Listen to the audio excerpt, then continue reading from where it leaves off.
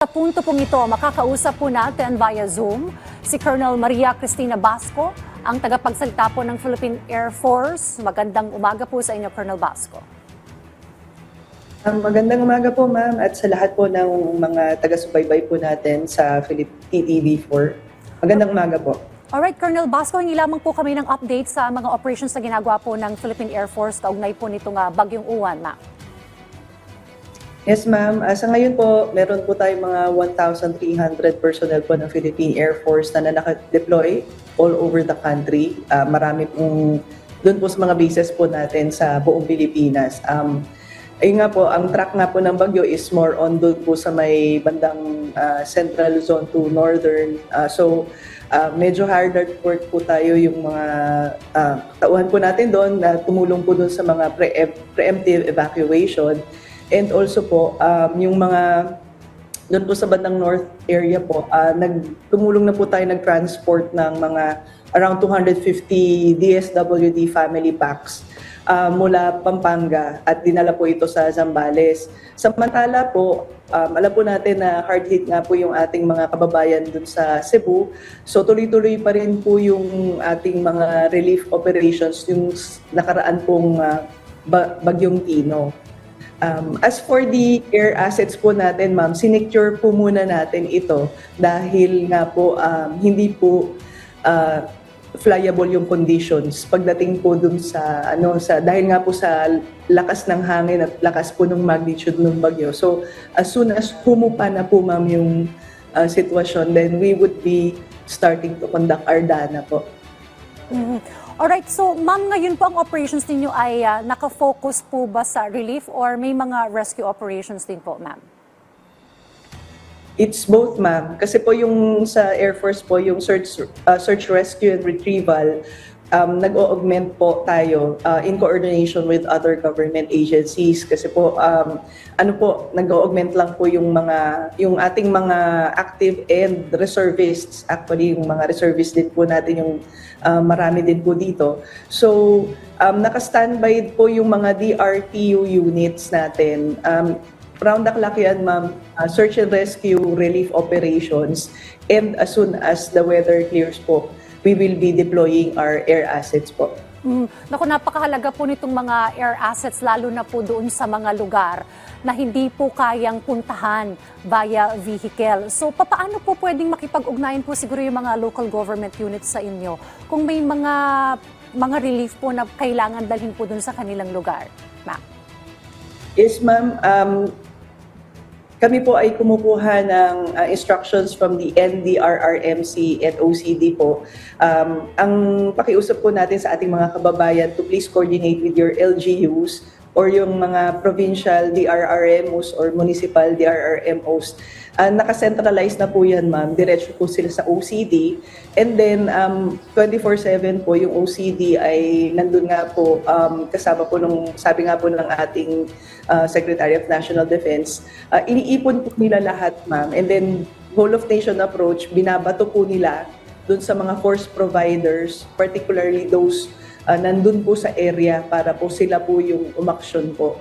So kung baga lahat kami, ma'am, on standby alert po lahat ng units ng Air Force sa buong Pilipinas, ma'am. Mm-hmm.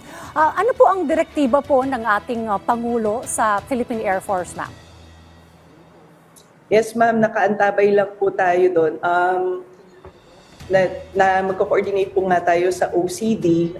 Lahat po, ma'am, since yesterday, ma'am, naka-red alert na po kami lahat, ma'am. And lahat po ng ating mga military personnel, particularly po doon sa mga affected areas po, ay naka-prepare na po ang ating mga HADR and search and rescue and also our equipment and personnel ready to deploy at any time.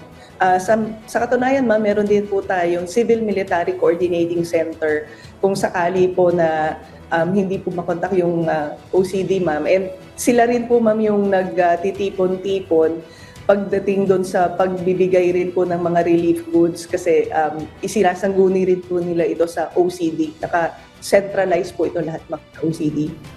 Ma'am, good morning po, si Audrey Goriseta po ito. No? Sinabi niyo po kanina na hindi niyo pinapayagan na magkaroon ng air mission kapag hindi pa flyable yung area.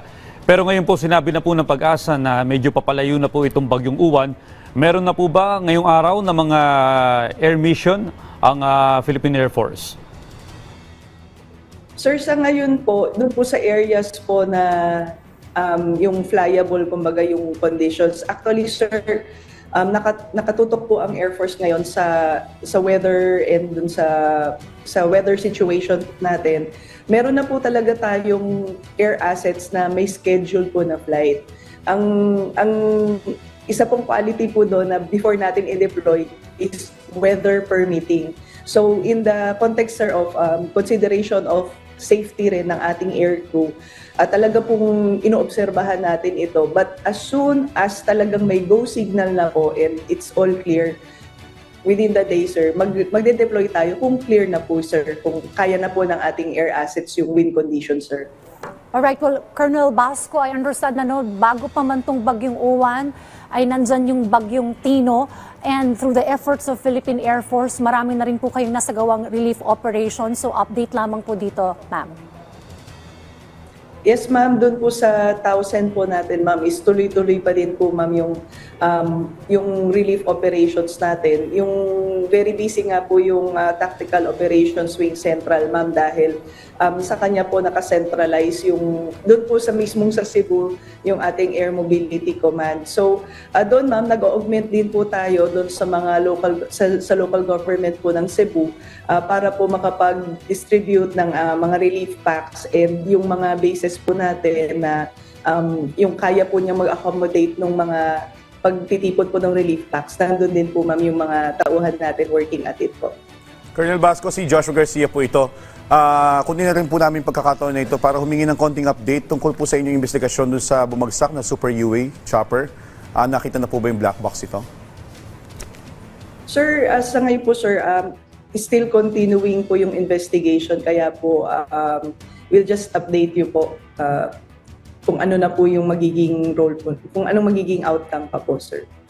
Still ongoing pa po. Hindi po makapagbigay ng piecemeal updates po hanggat kailangan po yung complete picture po ng pinaka-investigation. But rest assured, andun na po yung team natin and they are doing their investigations as of the moment, sir, kahit na nagsasagawa po ng relief operations yung ibang mga kasamahan natin sa Air Force.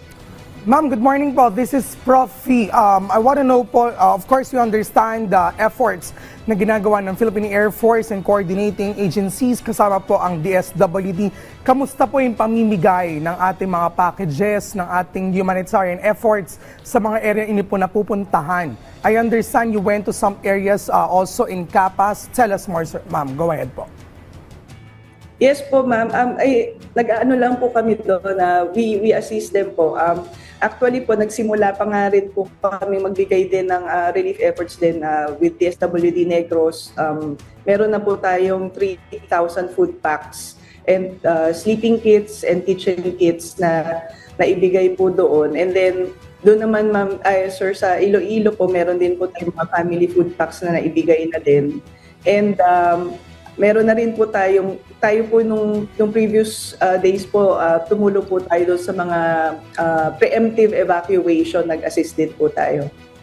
Alright, well, Colonel Basco, panawagan nyo na lamang po, mensahe po sa ating mga kababayan, lalo na po yung affected po nitong bagyong Uwan, Colonel. Yes po, tinatawagan po namin ang public to remain alert. Makapag-operate po tayo sa ating mga LGUs po para po dun sa ating mga preemptive evacuation at maging supportive po tayo sa mga efforts po ng ating gobyerno dahil kailangan po natin ngayon ng bayanihan and to make it easier po para po sa ating mga search and rescue responders na alam po namin na nasa safe na area po kayo and anytime po that the weather will be permitting, ang asahan po ninyong Air Force na darating po doon sa mga areas na hard to reach para po magbigay ng tulong at saklolo sa ating mga kababayan. Maraming salamat po sa inyong panahon dito po sa PTV. Nakapanayan po natin Colonel Maria Cristina Basco, ang tagapagsalita po ng Philippine Air Force. Thank you po, ma'am.